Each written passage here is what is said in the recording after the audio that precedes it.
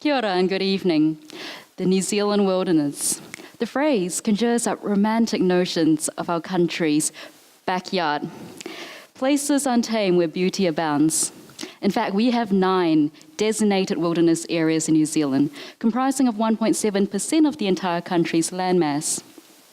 No, when I talk about wilderness, I'm not referring to the photos we see from juicy campervan ads. As pretty as those pictures are, our wilderness are truly special places. This in yellow here is the Olivine Wilderness Area, tucked in around Mount Aspiring National Park. These 9 areas are wildlands designated for protection. They are to be kept in their natural condition, places with minimal imprint of human interference, where conservation of our native flora and fauna are prioritized. In fact, the Wilderness Policy of 1985 imposed very stringent criteria on the application of the term.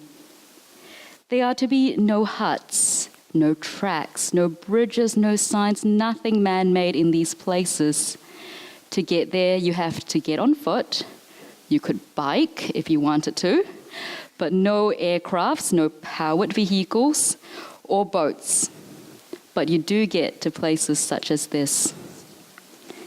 As it is with places which possess so much metaphoric energy, what you are willing to expend determines what you get back in return. I first heard about the Olivines when I was a student at Otago Uni. Might be cheesy to say, but since then I dreamt about visiting the place.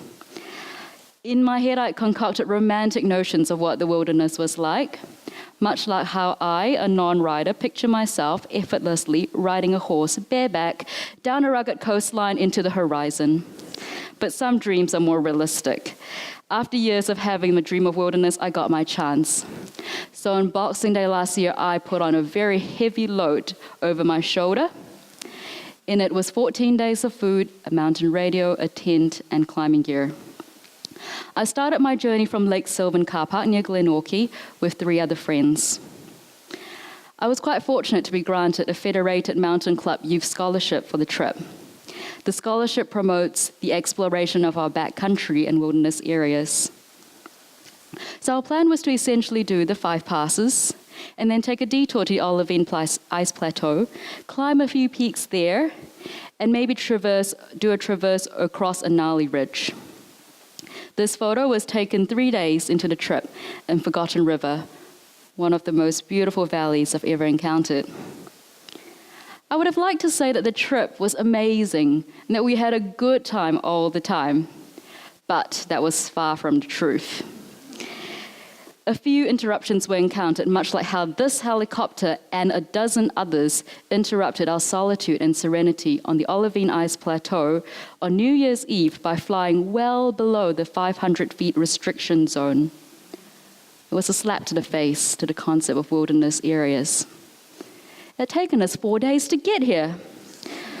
We started up the Beanspin over Fern Saddle, as is in this picture, onto the Olivine Ledge, up the Forgotten River onto the plateau, spending a total of 1 solid day. That's 10 hours of literal bush bashing. One way. No photos were taken in that time. But to get to a place where less than 30 people visit a year is kind of cool. And to climb something as pretty as Little Ark is quite unique. Yes, it was hard work at times. I knew that before the trip. Some people do it for the views, some do it for the sense of accomplishment, some do it to feel closer to nature. But here I was, in this beautiful place, and I felt nothing. Emotionally, I was flaccid. I wanted to curl up, catch the next helicopter and fly back to Alex. Gone were romantic notions of being in the wilderness, shattered by fatigue.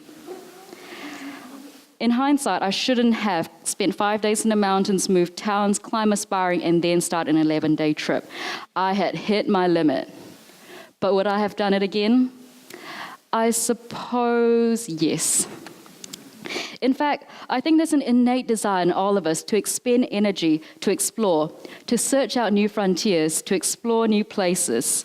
I think we find it strongly in nature. John Muir, a Scottish-American naturalist, once said, "Thousands of tired, nerve-shaken, over-civilized people are finding that going to the mountains is going home, that wellness is a necessity. And I agree, but I know I'm biased. Yes, taking the energy to explore our backyard can take us to some pretty lonely and hard places, whether it be physically, emotionally, or mentally. There are storms we have to weather and bleak weather we need to face, though in our case, 12 hours in an 11-day period. Unbelievable. Here's proof it did get windy at times. So although my initial ambitious goal to traverse the intervention ridge over the Olivine Ice Plateau was a bit of a joke by the time I arrived there, considering the state I was in. But we still climbed a few peaks, enjoyed each other's company, and just spent time letting our thoughts wander.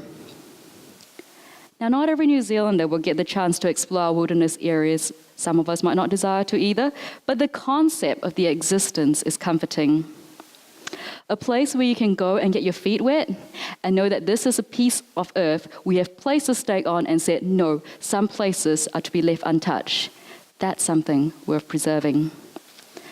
So though my trip to the wilderness may not have been what I expected, as I look back now, it was still memorable, although I know I look back with rose-tinted glasses. I learned that the wilderness does hold special value, and that singing of cake and steak when you're really hungry does do wonders in curing hunger pangs. So my memories of pain will someday fade, but not my memories of spending an amazing 11 days with good friends. Thank you.